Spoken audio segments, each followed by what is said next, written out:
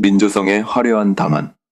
바닥에는 짓밟힌 붉은 장미가 흩어져 있었고 샬럿 공주는 어머니 품에 안긴 채 눈물을 멈추지 못하고 있었다.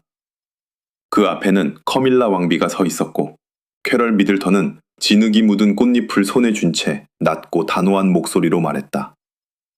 이제 그만하세요. 하지만 사람들을 더 놀라게 한 것은 그 말이 아니었다. 방 한가운데 서 있던 찰스 3세가 끝내 아내를 감싸지 않았다는 이야기였다. 왕의 침묵은 분노보다 더 무거웠고 그 순간 왕관의 권위와 가족을 지키려는 본능이 정면으로 충돌했다. 누구도 쉽게 숨을 쉬지 못할 만큼 차가운 정적이 방 전체를 뒤덮었다. 다만 이 극적인 장면은 아직 공식적으로 확인되지 않은 온라인상의 주장이다. 그렇다면 왜 수많은 사람들은 이 이야기를 사실처럼 받아들이고 자귀 없는 한 할머니에게 더 깊이 공감했을까?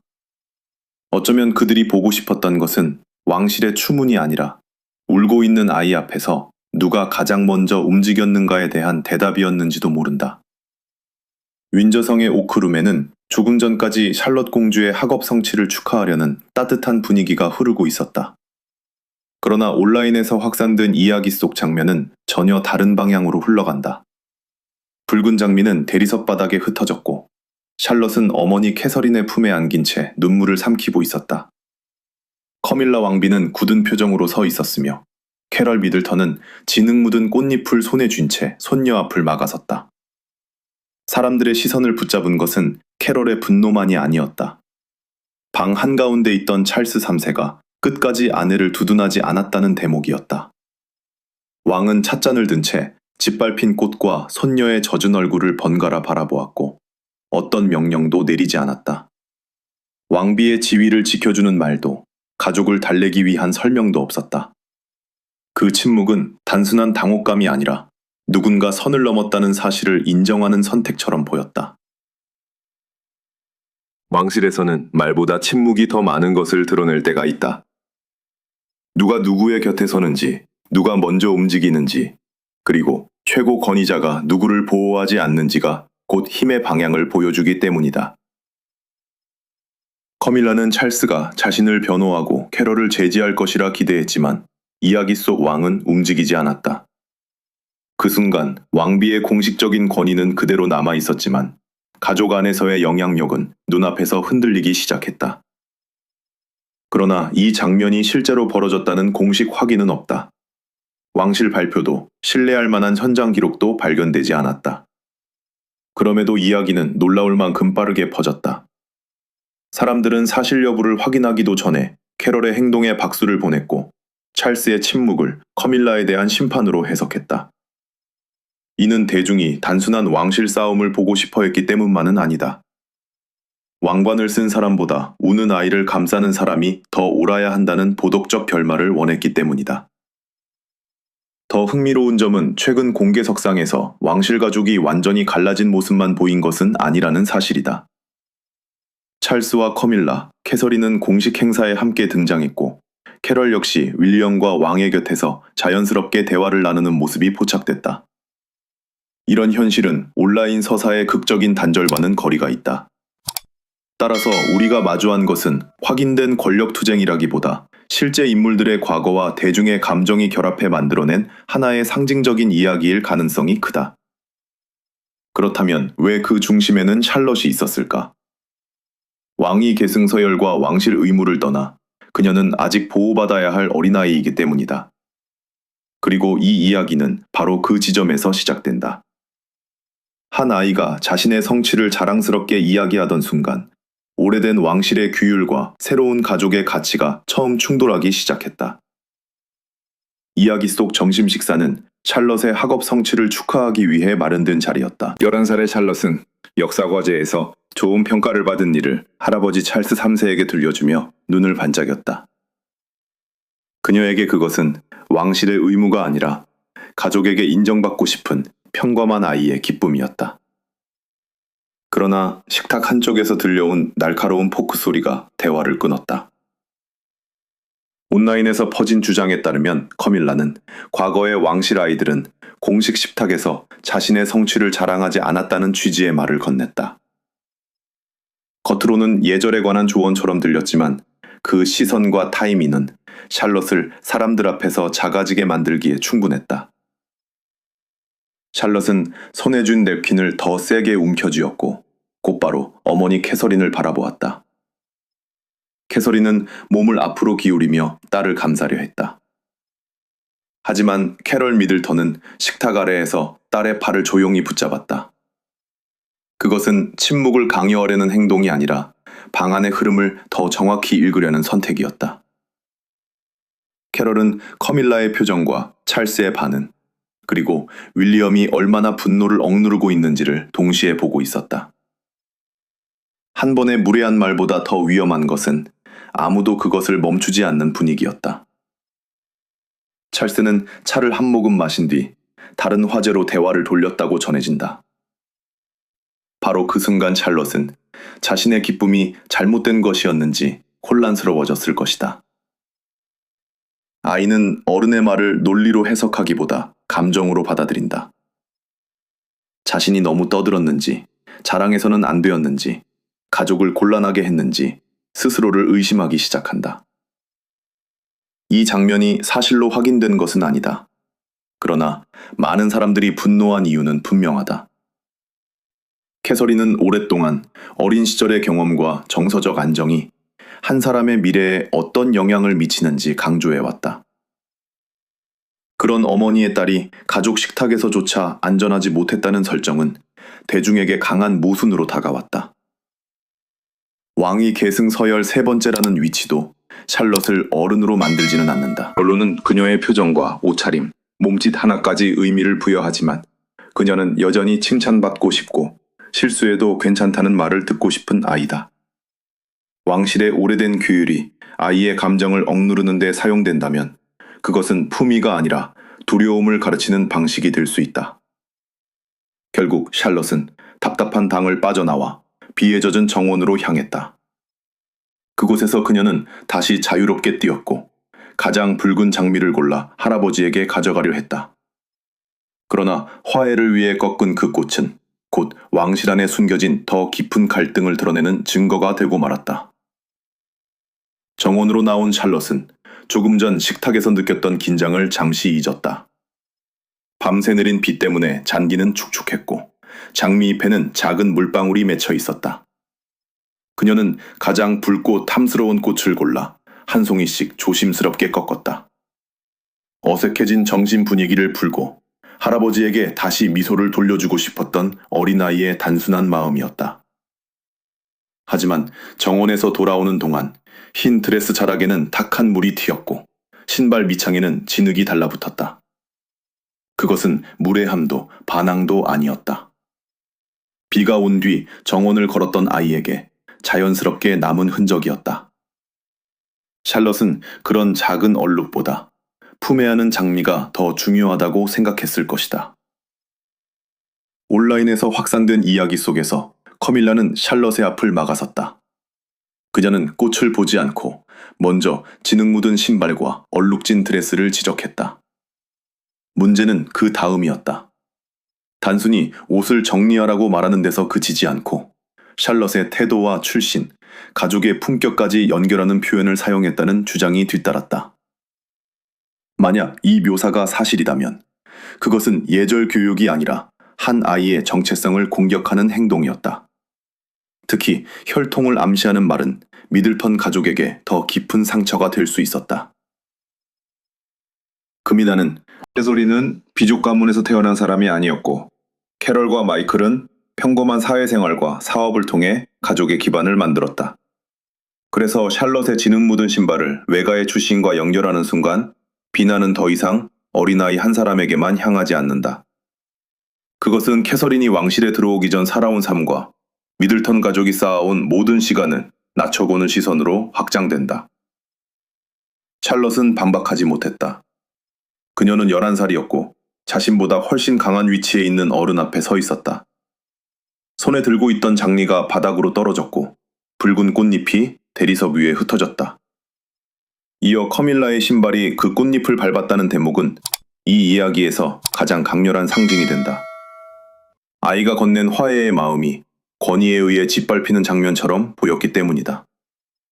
그러나 이 모든 말과 행동을 입증할 녹음, 영상, 공식 증언은 공개되지 않았다.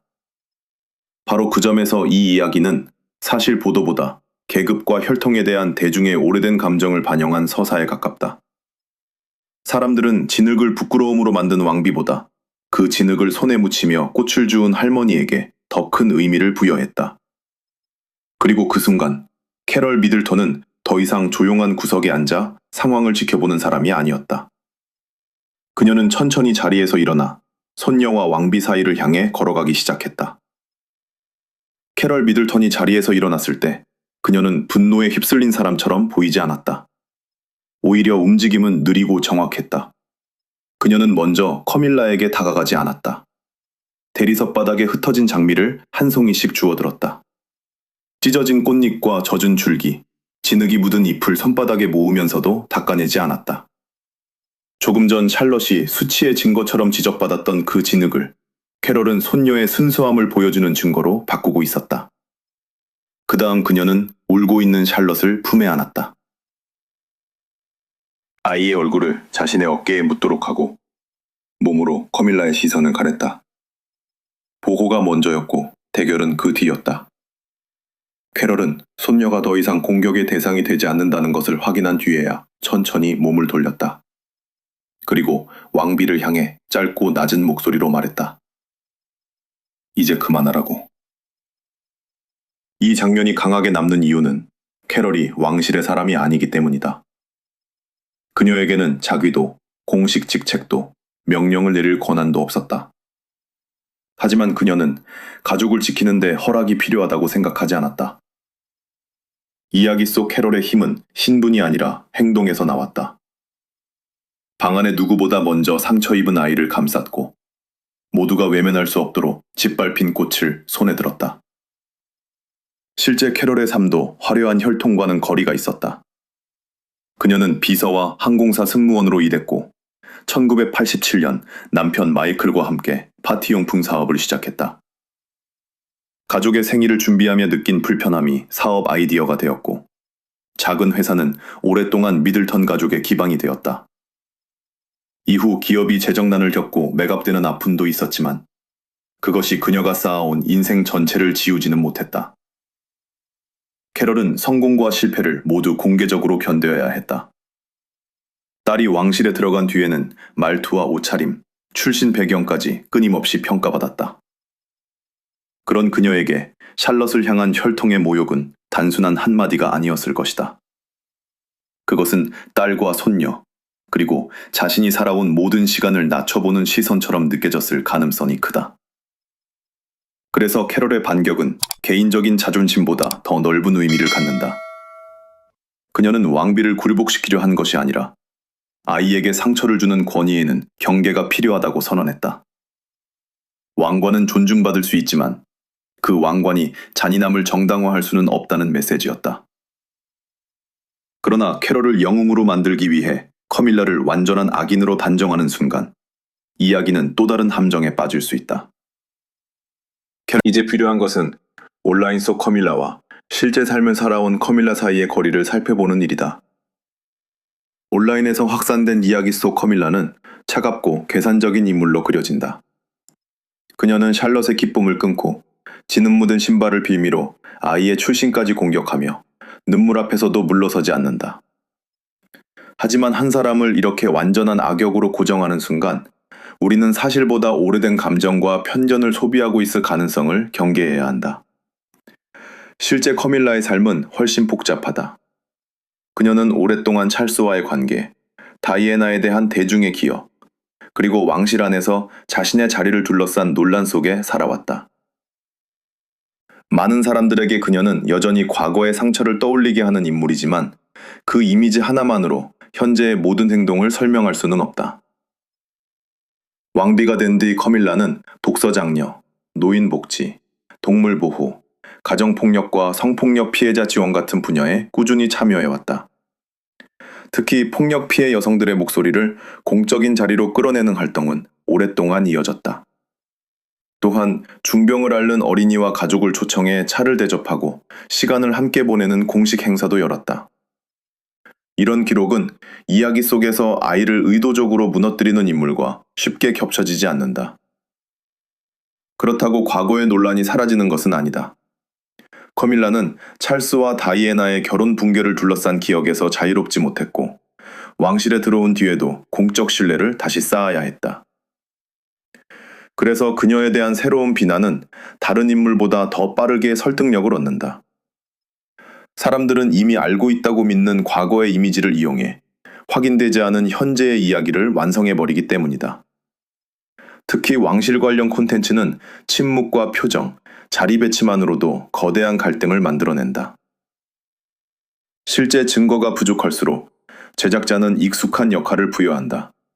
커밀라는 맹혹한 왕비가 되고, 캐럴은 평범하지만 용감한 할머니가 되며, 찰스는 뒤늦게 진실을 깨닫는 남편이 된다.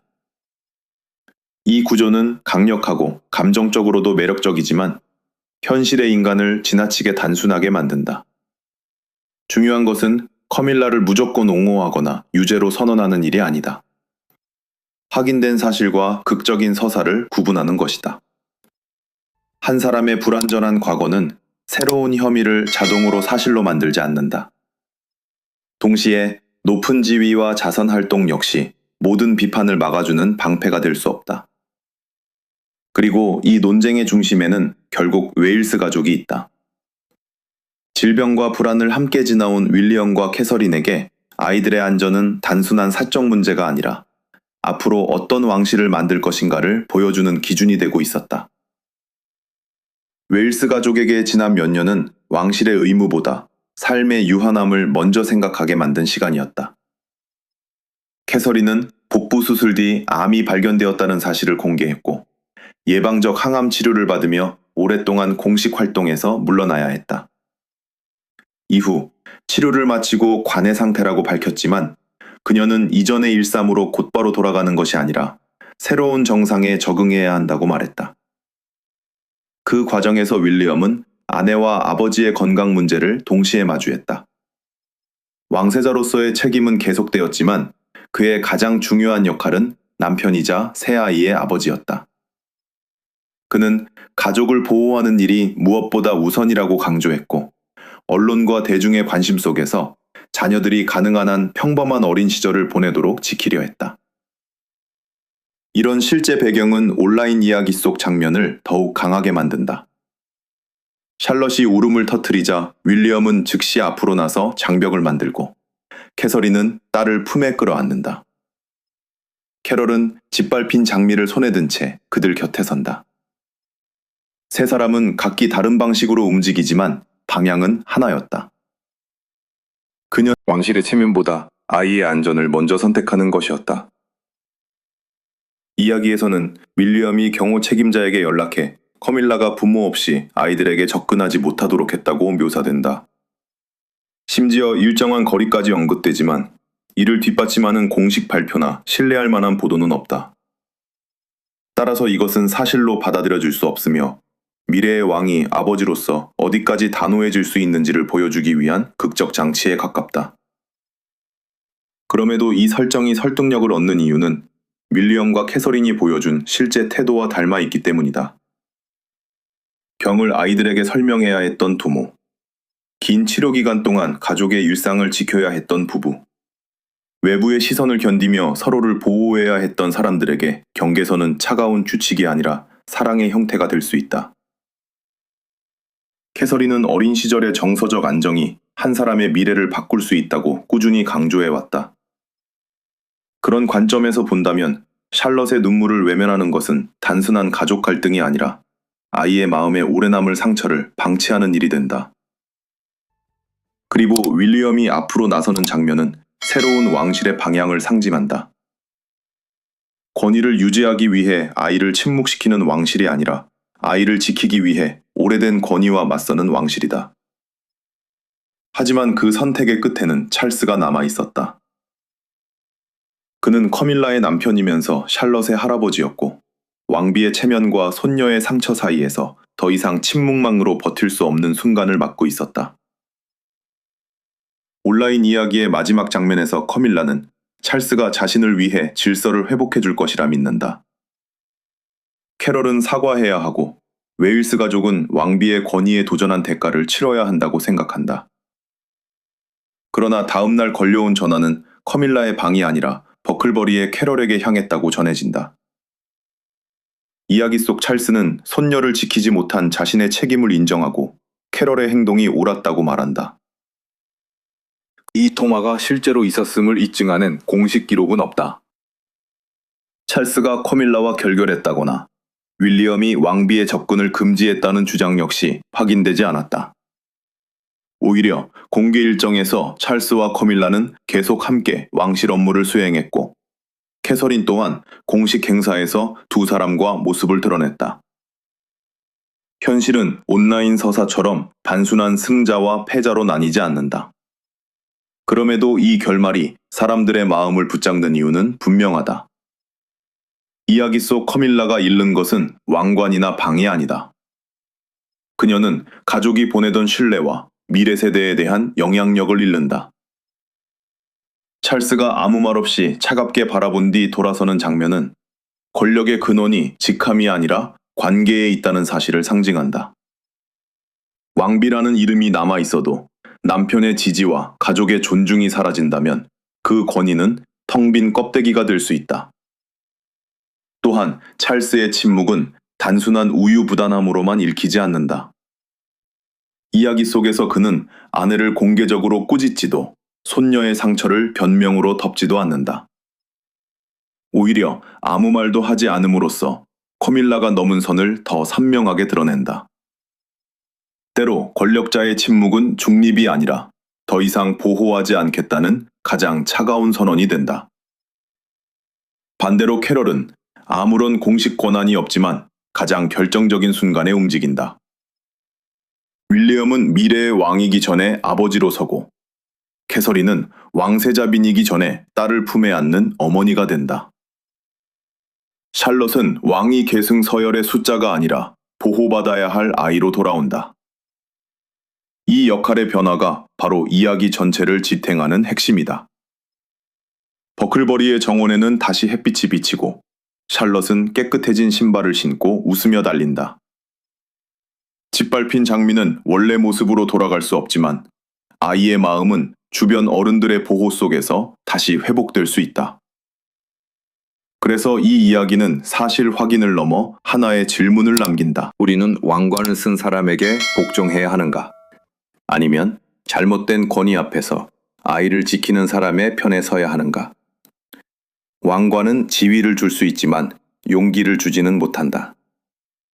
왕실의 미래를 지키는 진짜 힘은 높은 자리나 오래된 의전이 아니라 우는 아이 앞에 가장 먼저 서서 더 이상 상처받지 않게 하겠다는 조용하고 단호한 선택 속에 있을지도 모른다.